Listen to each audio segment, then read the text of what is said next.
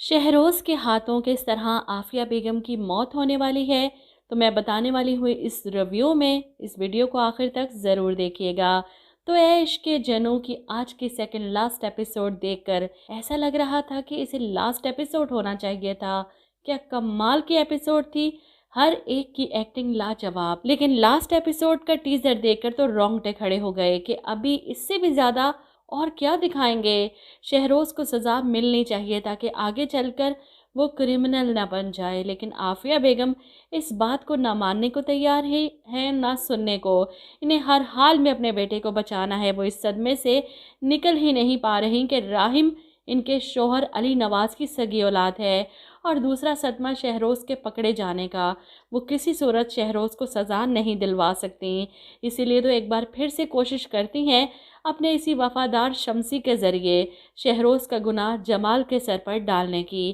عافیہ بیگم کے کہنے پر شمسی جیل جاتا ہے جمال سے ملنے، اور اسے شہروز کی تصویر دکھاتے ہوئے کہتا ہے کہ اس شخص کو اچھی طرح سے دیکھ لو، پہچان لو، اس کا گناہ تم نے اپنے سر لینا ہے، اسی صورت میں تمہیں پہلے سے 10 گنا زیادہ رقم دی جائے گی۔ اور جب جمال ان کی بات سننے کو تیار نہیں ہوتا تو اسے وہ ویڈیو دکھائی جاتی ہے جس میں اس کی ماں کو رسیوں کے ساتھ باندھ کر ایک کرسی میں بٹھایا ہے، اور وہ رو رو کر منتیں کر رہی ہے اپنے ارد گرد کھڑے آدمیوں سے کہ خدا کے واسطے میرے ہاتھ کھول دو، میں نے تم لوگوں کا کیا بگاڑا ہے، مجھے کیوں پکڑ رکھا ہے۔ اب یہ ویڈیو جب جمال کو دکھائی جاتی ہے کہ اگر تم نے بیان نہ دیا تو دوبارہ کبھی اپنی ماں کی شکل نہیں دیکھ پاؤ گے۔ عافیہ بیگم ابھی بھی پوری کوششیں کر رہی ہیں کہ کسی طرح اپنے بیٹے کو بچا لیں، اور جب راحم علی نواز انہیں روکنے کی کوشش کرتا ہے کہ وہ ایک مجرم ہے جسے اپنے کیے کی سزا مل رہی ہے اور یہی میرے بابا کی آخری خواہش تھی، اس پر عافیہ بیگم جواب دیتی ہیں کہ ساری دنیا اس کے خلاف ہو جائے، میں پھر بھی اس کی ماں ہوں، اس کی ماں ہی رہوں گی، اور میں ہمیشہ اسے پروٹیکٹ کروں گی۔ اس کے بعد آپ دیکھیں گے کہ ایمن کو عدالت میں پیش کیا جاتا ہے شہروز کے مقابل اپنا بیان دینے کے لیے، کیونکہ تھوڑی دیر پہلے ہی جمال عدالت میں آ کر کٹہرے میں کھڑا ہو کر شہروز کا سارا الزام اپنے سر پر لے چکا تھا، صرف اپنی ماں کو بچانے کے لیے کہ ایمن کے ساتھ جو کچھ بھی کیا میں نے کیا تھا، اس میں کسی کا کوئی ہاتھ نہیں۔ اب شہروز تو خوش تھا کہ اس کے بیان کے بعد وہ بچ جائے گا، وہ جانتا ہے یہ سب اس کی ماں کروا رہی ہے۔ ایسے میں ایمن جج صاحب کو بتاتی ہے کہ یہاں پر سچ کوئی معنی ہی نہیں رکھتا، کیونکہ یہاں پر جھوٹ بکتا ہے، جو جھوٹ بولتا ہے وہ بچ جاتا ہے، اور جو سچ بولتا ہے وہ مر جاتا ہے۔ وہ نفرت سے شہروز کو گھور رہی تھی جب شہروز بھی سامنے کھڑا اسے آنکھیں دکھا رہا ہے۔ خیر، تاریخ آگے بڑھا دی جاتی ہے، فیصلہ کچھ دنوں بعد ہے۔ جمال انتظار کر رہا ہے کہ شاید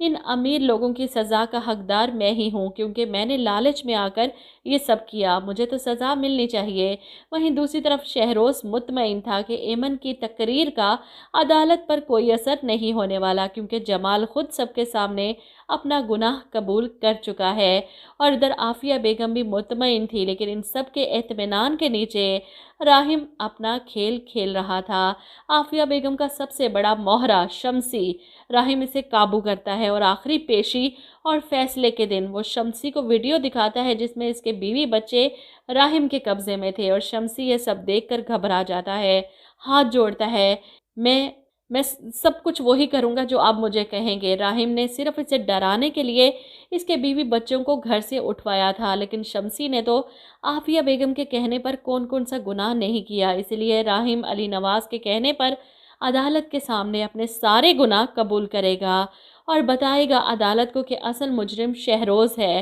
اور کس طرح عافیہ بیگم نے ہر بار اپنے بیٹے کو بچانے کے لیے راحم کو پھنسایا، کس کو استعمال کیا، یہاں تک کہ ایمن کو مروانے کی بھی کوشش کی گئی۔ وہ اپنا منہ کھولے گا، عدالت کے سامنے سب کچھ اگلے گا۔ یہاں پر ایمن جو گھبرا رہی تھی فیصلہ آنے سے پہلے، راحم اس کے ہاتھ پر ہاتھ رکھتا ہے کہ اب سب کچھ ٹھیک ہو جائے گا۔ ایسے میں آپ دیکھیں گے کہ شمسی کی گواہی کے بعد سب دودھ کا دودھ اور پانی کا پانی ہو جاتا ہے، کیونکہ شہروز کمرے عدالت میں سب کے سامنے شمسی پر چلائے گا، ساری زندگی ہمارا نمک کھایا، نمک حرام، اس راحم کا ساتھ دے رہا ہے تو نے اچھا نہیں کیا۔ عدالت کے سامنے بھی شہروز کا اصل چہرہ آ جائے گا، جس کے بعد فیصلہ کرنے میں دیر نہیں لگے گی، شہروز کو سزا سنائی جائے گی ایمن حفیظ کے اٹیمپٹ ٹو مرڈر اور ابھی سارے جرم جو شہروز نے اپنی ماں کے ساتھ مل کر کیے۔ ایسے میں عافیہ بیگم اپنے بیٹے کو سزا ملنے کے غم میں پاگل ہو کر کمرے عدالت سے نکلتی ہیں شہروز کے پیچھے کہ وہ ایسا کبھی نہیں ہونے دے گی،